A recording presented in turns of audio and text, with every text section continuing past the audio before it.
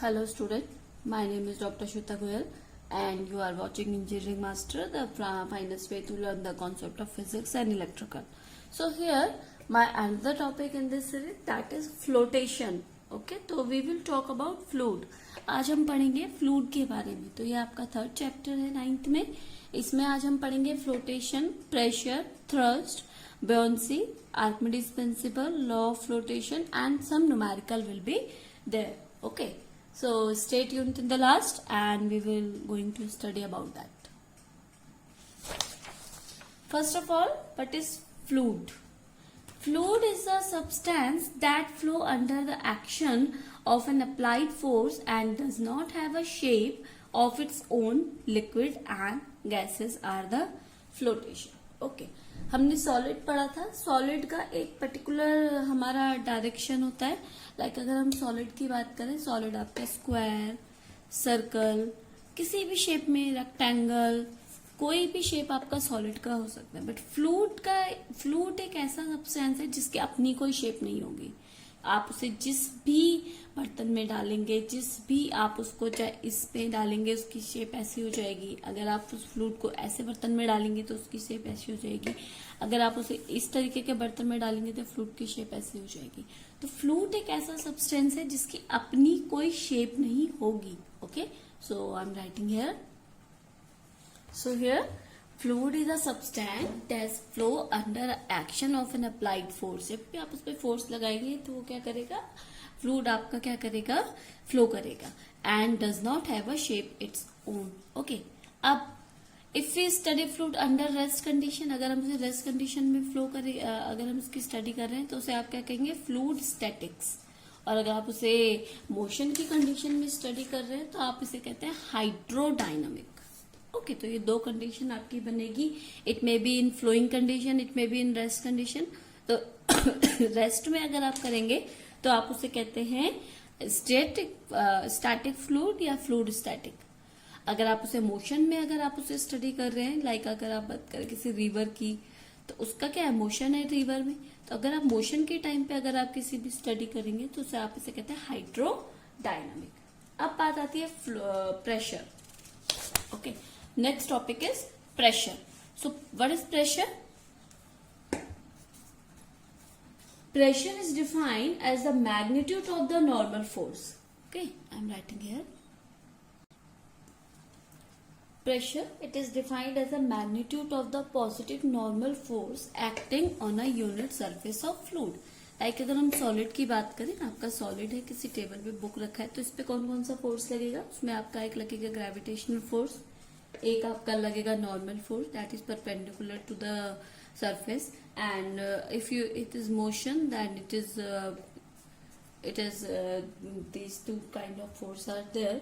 But अगर हम बात करें प्रेशर की, प्रेशर आपका क्या होता है, प्रेशर फोर्स पर unit area acting is called pressure पर यूनिट एरिया. अगर हम बात करें इस तरीके से, कोई भी सरफेस है तो इस सरफेस के एरिया, इस एरिया पे पर यूनिट एरिया पे जो फोर्स लग रहा है, इस पर यूनिट एरिया पे, that is your pressure. It's a normal force. Normal force is always perpendicular to the surface. Okay, ये अगर आपका सरफेस है तो उसके परपेंडिकुलर आपका फोर्स लगेगा. तो फोर्स आपका लगेगा perpendicular to the surface. Pressure is force upon area, force per unit area. Force is a vector quantity, area is also a vector quantity. So pressure vector upon vector, that is a scalar. So force is a scalar, pressure is a scalar quantity. Okay, now thrust. Thrust is basically force exerted by the liquid on any surface it contact with it is called thrust. जितना भी surface आपका contact में रहेगा, like आपका pressure क्या था, पर unit area, एक एरिया ले लिया, उसके अंदर जो फोर्स लगा, अब थ्रस्ट हो जाएगा आपका, जो आपका क्या है, लिक्विड में जो आपका किसी भी कांटेक्ट सरफेस पे लगेगा, जहां पे आपका कांटेक्ट होगा वो आपका क्या कहलाएगा, थ्रस्ट. ओके, अब लाइक अगर मैं बात करूं, आप जब बात करते हैं पिन की, ठीक है, आपका पिन जो होता है वो पॉइंटेड एंड पे होता है. इस तरीके से कोई भी पिन है वो पॉइंटेड एंड पे होता है. Why, can anyone tell that? pressure equals to force upon area. Okay, अगर आपका एरिया ज्यादा है तो आपका प्रेशर कम हो जाएगा। ओके, इसलिए आपका क्या होता है, पॉइंटेड जो पिन है उसको आप क्या कहते हैं, पॉइंटेड कर देंगे तो एरिया आपका कम हो जाएगा, प्रेशर बढ़ जाएगा। प्रेशर बढ़ जाएगा तो आपकी जो पिन है वो स्टेप कर जाएगी, आपका क्या करेगा वो आप अगर उसको हैमर से या किसी चीज से अगर आप उसको डालना चाहते हैं तो वो आपका जहां पर आपको पिन लगाना है वहां पे लग जाएगा। अगर एरिया बढ़ जाएगा तो आपका प्रेशर कम हो जाएगा। आपको प्रेशर बढ़ाना है, अगर आप कोई पिन ले, इसमें ही लेट सपोज आपका कोई पिन है पॉइंटेड है, अगर आप उसको इस तरीके से पिन को कार्य करेंगे तो वो अंदर जाएगा। क्यों? क्योंकि आपका प्रेशर ज्यादा है। ठीक है, अगर आप बात करें बैग का स्टेप, आप बैग देखिए, स्कूल बैग है, उनके स्टेप जो होते हैं बहुत ज्यादा आप चौड़े होते हैं। क्यों? उससे क्या होता है, आपका एरिया बढ़ जाएगा तो बच्चों की जो पीठ है उस पर आपको क्या मिलेगा, प्रेशर कम मिलेगा। ओके, प्रेशर कम होगा तो वो आसानी से बैग को उठा पाएंगे। अब आपका जो प्रेशर है, ठीक है, प्रेशर आपका क्या हो गया, स्केलर क्वांटिटी हो गया, आपका फोर्स और एरिया पे डिपेंड करेगा। ओके, ये दो चीजें आपकी होगी, प्रेशर एंड थ्रस्ट। अब हम बात करते हैं pressure at point in a liquid rest at under gravity. Gravity के बारे में मैं आपको बता चुकी हूँ। हाँ, तो pressure, let's suppose we have this kind of arrangement and the area of this arrangement, that is A1 and A2. You can see the direction, the difference between these two. So इसका area A1 हो जाएगा, इसका area A2 हो जाएगा। इसमें एक आपका piston लगा है, यहाँ पर आपका एक पिस्टन लगा है। ठीक है, आपने इस पिस्टन को प्रेस किया तो जो आपका लिक्विड है वो x डायरेक्शन, x टाइम आपका क्या हो गया, रिमूव हो गया। आपका ये इस तरीके से लेवल भरा था, आपने लेवल को इस तरीके से पिस्टन से आपने प्रेस किया तो आपका इतना लेवल यहाँ से वाटर हट के नीचे चला गया लिक्विड। ठीक है, तो अब देखिए आपका क्या हो जाएगा, वर्क डन हो जाएगा, क्योंकि क्या हुआ है, वो अपनी जगह से हिल गया तो वर्क डन हो जाएगा, force into displacement. Okay, let's suppose displacement is x, so F हो जाएगा mg, फोर्स आपका mg हो जाएगा, और यहाँ पर आपका क्या क्या काम करेगा, रो करेगा, density, we talked about this. Okay, so density equals to mass upon volume, इसके बारे में हम लोग पढ़ चुके हैं सब चीजें। अब m इक्वल्स टू, यहां से अगर आप देखें m equals to rho into v. Okay, so अब यहां से हम क्या करेंगे, v हमारा हो जाएगा velocity, that is m equals to here m equals to rho into v, so m equals to rho into v is a into x. Okay, now this m will be put here, then our force will be m is rho a x into g. Here F upon a equals to rho xg. Okay, here F upon a is pressure, so we can write here pressure force upon area, we have told this. Pressure equals to rho xg. Now if x equals to height g, so pressure depends upon density, height and gravity. Okay, at the depth pressure will be increased, because if gravity increase, if g increase, pressure will also increase. तो जो हमारा pressure है ना वो हमारा किस पे depend करता है, इन तीन चीजों पे, डेंसिटी, हाइट, कितनी हाइट पर है, और ग्रेविटी, तीनों में डायरेक्टली प्रोपोर्शनल होगा। ओके, अब हमारा जो पास्कल लॉ है, इसके अकॉर्डिंग हमें एक पास्कल लॉ मिला। पास्कल लॉ हमें बताता है liquid at rest exert equal pressure in all direction at the point inside the liquid. Okay, आपका अगर हम किसी भी लिक्विड की बात करें, लाइक इस तरीके से लिक्विड रेस्ट पे है, कोई भी मोशन नहीं है, तो वो क्या करेगा, हमारा एक पॉइंट, कोई भी एक पॉइंट लेंगे तो ये पॉइंट क्या करेगा, सेम प्रेशर या सेम प्रेशर आपका सेम डायरेक्शन में इस ऑल द डायरेक्शन ये सेम प्रेशर को दिखाएगा. This is your pascal law. Okay, now another term is coming up, that is buoyancy. Okay, buoyancy is the upward force acting on the object immersed in the liquid is called buoyant force of or upthrust. Like अगर हम बात करें कोई भी liquid है, let suppose we have this liquid and we have to put some object in this liquid. आप किसी भी रिवर में, कोई किसी भी जगह पे, किसी भी टंकी में अगर आप कोई बॉटल को अगर आप डुबाने की कोशिश करोगे तो आप देखोगे कि इस बॉटल पे एक फोर्स लग रहा है ऊपर की side. Okay, that is called buoyancy. जो ऊपर की साइड जो फोर्स लग रहा है ना किसी लिक्विड में, उसको आप कहते हैं buoyancy. आप करके देखना, जब आप क्या कर रहे हैं किसी भी टंकी में, आप क्या करना है, एक बॉटल लेना, उस बॉटल को ऐसे डुबा के देखना. ठीक है, जब आप उसे डुबाएंगे ना तो एक फोर्स ऊपर की साइड काम करेगा. तो that force is called buoyancy. The upward force acting on object immerse in a liquid is called buoyant force. और अपथ्रस्ट, इसे आप अपथ्रस्ट भी कहते हैं, अपथ्रस्ट. ओके, तो ये आपके जो फैक्टर्स हैं buoyancy का, जो अपवर्ड डायरेक्शन में जो फोर्स लगेगा वो आपके किस किस पे डिपेंड करता है. फर्स्ट आप करता है volume of object. Volume of object, आपके वॉल्यूम, सबसे ज्यादा वॉल्यूम किसका होता है, सॉलिड का. तो सबसे ज्यादा जो अपथ्रस्ट लगेगा वो सॉलिड में लगेगा. ओके, नेक्स्ट आपका डेंसिटी. डेंसिटी आपकी मैक्सिमम किसकी होती है, सॉल्टी वाटर की. तो अगर आप सॉल्टी वाटर में अगर आप किसी भी चीज को अगर आप डालने की कोशिश करेंगे वो कम नीचे जाएगी बजाय आपका नॉर्मल रिवर के. इसी वजह से अगर हम बात करते हैं आपके नदियों में, आपके सॉल्टी रिवर, जैसे अगर आपका समुद्र हो गया, सी हो गया, सी वाटर में अगर आप देखें तो आपका क्या है, इसी अपथ्रस्ट की वजह से ही आपकी जो बोट्स है वो स्विम करती है. ओके, अगर अपथ्रस्ट नहीं होगा तो आपकी रिवर बोट क्या है, वो नीचे डूब जाएगी.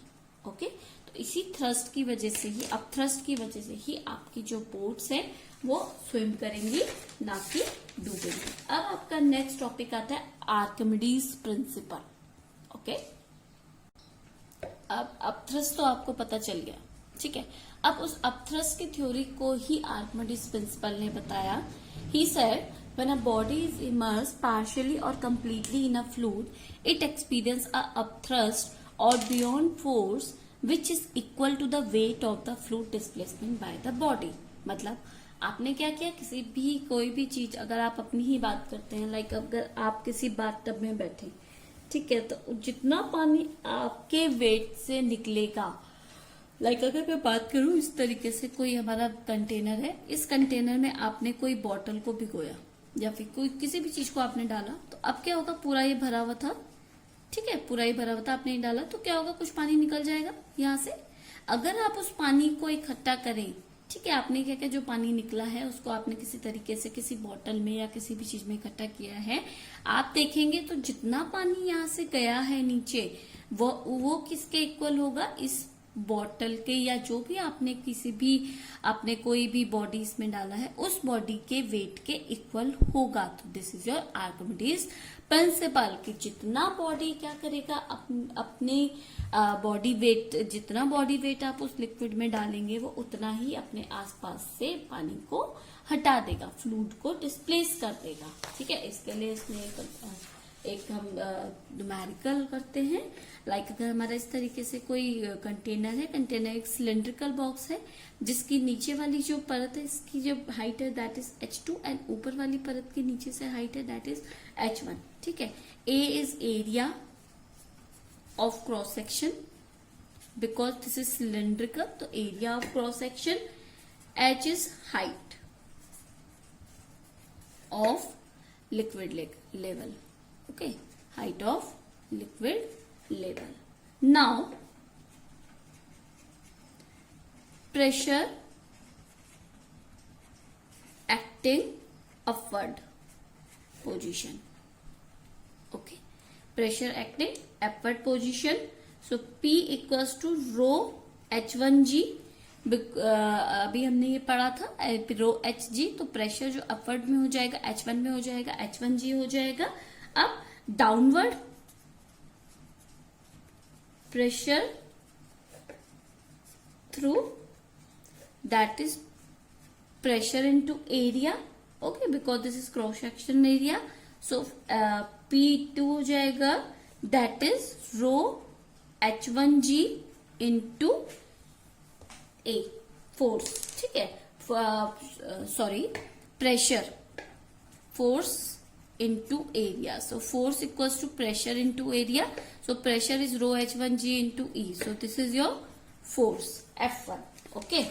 Now pressure at lower point.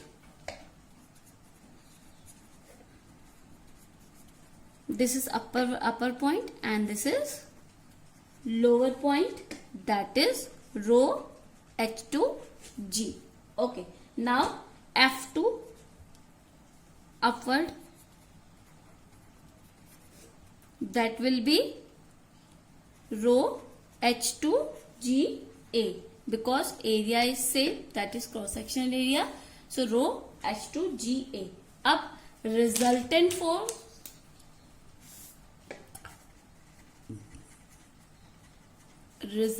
force will be F2 minus F1. Okay, both forces will be detected. So rho h2ga minus rho h1ga. Here rho ga h2 minus h1. Okay. Now volume. Here volume will be h into I'm writing here volume equals to h into a. Here h is h2 minus h1 because h into a, because height is differentiate minus between these two, h2 minus h1 into a. Here upthrust force will be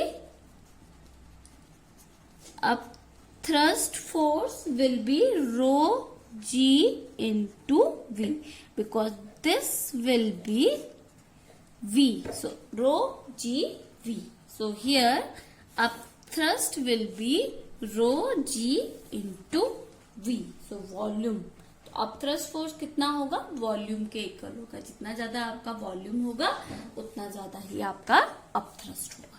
Okay, so this is your Archimedes principle. Let's suppose this is a cylindrical, cross section area is A. So upward point pressure, that is P equals to rho h1g. Pressure, we can say force here. Okay, force equals to P into A. So P is rho h1g into A. Area is cross section area. Lower point पे हो जाएगा rho h2g into A. Here so resultant force हो जाएगा F2 minus F1. F2 minus F1 करेंगे तो equal to, that is rho h2ga minus rho h1ga. Rho ga is common and h2 minus h1. So volume is height into area. Height is there, h2 minus h1 now. So h2 minus h1 into a. So we can write it volume. So rho g into volume. So this is your Archimedes principle. Now another topic, that is density. So density is the ratio of mass and volume of the body is known as density. Okay, जितना उसका मास है और जितना उसका volume है, उन दोनों को अगर आप डिवाइड कर देंगे तो आपका निकल जाएगा density. Okay, so density of the material of the body, तो rho equals to mass upon volume. SI unit इसका कितना हो जाएगा, अगर आप देखें एसआई यूनिट मास का होता है केजी अपॉन वॉल्यूम का होता है मीटर क्यूब. एंड रो, अगर डेंसिटी हम वाटर का कहें, वाटर का जो डेंसिटी होता है दैट इज 1000 kg पर मीटर क्यूब. अगर आप इसे सीजीएस में देखें तो 1 ग्राम पर centimetre cube. Okay, so this is your density. Now is relative density and specific gravity. Okay, another topic is relative density. Relative से आप क्या समझते हैं, relative is basically which is relate by someone. Okay, which can be relate by someone. हम किसी के respect में अगर डेंसिटी निकालेंगे तो that is your relative density. Okay, so here the ratio of density of a substance to the density of water at 4 degree centigrade is known as the relative density of the substance. आप किसी भी density का relative density अगर आप किसी भी substance के निकालेंगे तो आप किसके रिस्पेक्ट में निकालते हैं, वाटर के रिस्पेक्ट में. तो आप एक नॉर्मल टेम्परेचर 4 डिग्री सेंटीग्रेड लेते हैं कि आपका जो लिक्विड है और वाटर का जो डेंसिटी है, उन दोनों का जो रेशियो है at 4 degree centigrade, that is your specific gravity और we can say relative density. इसको आप दिखाते हैं गामा से। इट गिव्स, और जो स्पेसिफिक ग्रेविटी है उससे आपको पता क्या चलता है, it gives the number of time the given substance is heavier than equal amount of water. So we can specify our amount of water with respect to amount of water, how much our substance is heavier. Up there are 3 container, okay, 3 types of liquids are there. One substance is there. If specific gravity is less than 1, okay, so our system will be float, okay. If specific gravity greater than 1, our system will be sink, okay. If specific gravity is equal to 1, so our substance neither be float nor be sink. It is equilibrium position, okay, equilibrium position, neither float nor never sink, so it will be equilibrium position. So specific gravity से हम ये चीज निकाल सकते हैं।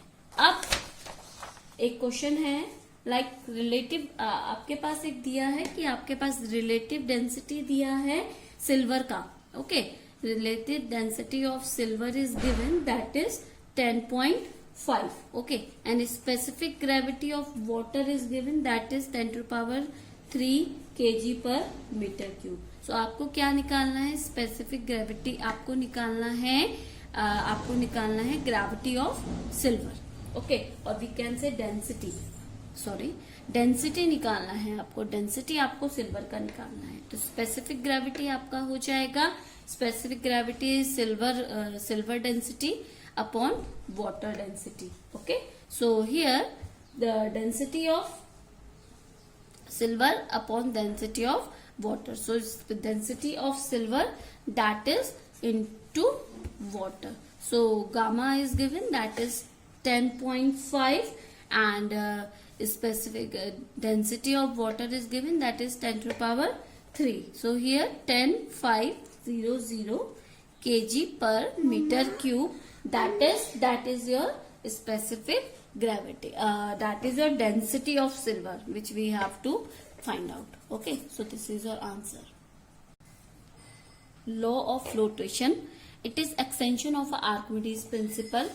When body immerses partially or wholly in liquid, then force acting on a body. अब जब भी किसी भी बॉडी को पार्शियली या पूरा आप किसी भी लिक्विड में डालेंगे तो उसमें एक फोर्स लगेगा जिसे आप क्या कहते हैं, अपथ्रस्ट फोर्स या बाउंसी फोर्स कहते हैं। Upthrust acting at the centre of the bouncy whose magnitude is equal to the weight of the liquid displacement। ये सारी चीजें हम आपको बता चुके हैं कि आपका क्या होता है, जो अपथ्रस्ट फोर्स लगता है वो आपका किसके इक्वल होता है, आपका वेट ऑफ द बॉडी के इक्वल होता है।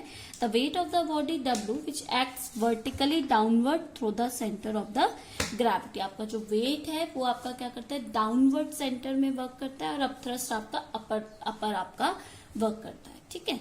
अब आपका 3 कंटेनर्स हैं, you have 3 containers like this 3 containers। अब अगर आपका जो वेट है, इफ वेट इंक्रीज करेगा, okay, greater than the buoyancy force BF, buoyancy force, तो आपका जो बॉडी है वो आपका क्या करेगा, सिंक कर जाएगा, ठीक है। अगर आपका बॉडी जो आपका फ्लोट है, जो आपका ऑब्जेक्ट है, उसका वेट ज्यादा है आपके बॉयंसी फोर्स से, तो वो सिंक कर जाएगा। अगर आपका वेट कम है बॉयंसी फोर्स से, अपथ्रस्ट से, तो वो क्या करेगा, फ्लोट करेगा। अगर आपका वेट इक्वल है बॉयंसी फोर्स के, तो वो क्या करेगा, इक्विलिब्रियम पोजीशन पे रहेगा, ठीक है। अब एक क्वेश्चन आता है कि अगर आपके आइस है, किसी वाटर में अगर आपकी आइस मेल्ट होती है, अगर आपने आइस लिया है, किसी ग्लास में पानी है, आपने आइस में क्या डाला है, आइस डाला है, तो अगर वो क्या करता है, अगर आपका जो आइस है मेल्ट होगा तो आपका जो वाटर लेवल बढ़ जाएगा या कम हो जाएगा। इसका सीधा सा आंसर है, इफ डेंसिटी, अगर आपका जो लिक्विड है उसकी डेंसिटी कम है आपके आइस की डेंसिटी से, तो जो आपका वाटर है वो डिक्रीज कर जाएगा, ठीक है. अगर आपका density, if your density is higher then remain unchange.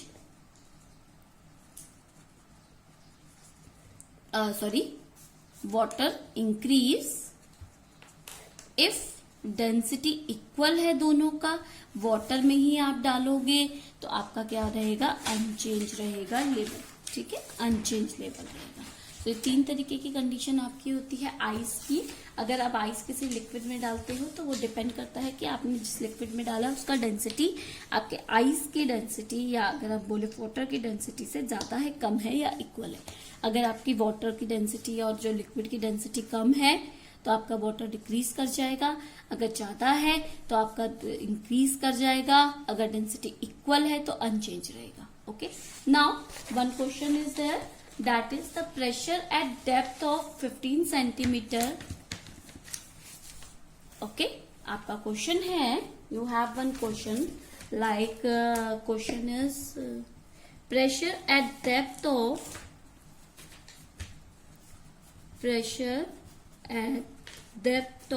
15 centimeter in brine, density 1.2 gram per centimeter cube, and gravity is given, that is 10 meter per second square.